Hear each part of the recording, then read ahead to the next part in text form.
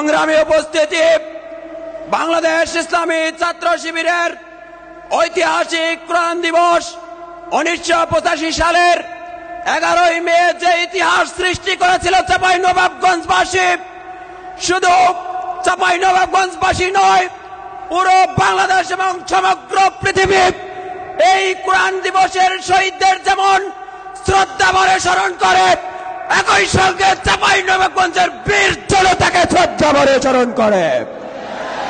সংগ্রামী উপস্থিতি, আমরা দ্ব্যর্থহীনভাবে বলতে চাই, স্বৈরাচার এরশাদের প্রশাসনের নির্দেশে যে গুলি চালানো হয়েছে, আজ পর্যন্ত সেই গুলিদের বিচার করা হয় নাই।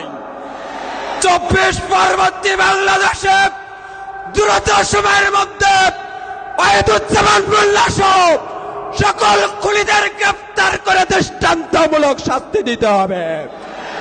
সংগ্রামী উপস্থিতি, সর্বশেষ বলতে চাই, কোরআন অবমাননার প্রতিবাদে চাঁপাইনবাবগঞ্জের বীর সন্তানরা যেভাবে নিজের বুকের তাজা রক্ত ঢেলে দিয়ে কোরআনের ইজ্জতকে রক্ষা করেছিলেন, আগামীতেও যদি কোরআন প্রতিষ্ঠার আন্দোলন নিয়ে ষড়যন্ত্র হয়, যদি বাংলাদেশের স্বাধীনতা, সার্বভৌমত্ব, ইসলাম, ইসলামী আন্দোলন এবং ইসলামী নেতৃবৃন্দকে নিয়ে যদি কোন ষড়যন্ত্র হয়, কোন আঘাত আসে, তাহলে 1985 সালের মতো চাঁপাইনবাবগঞ্জের ছাত্র জনতা রাজপথে শাহাদাতের নজরানা দেওয়ার জন্য কি প্রস্তুত?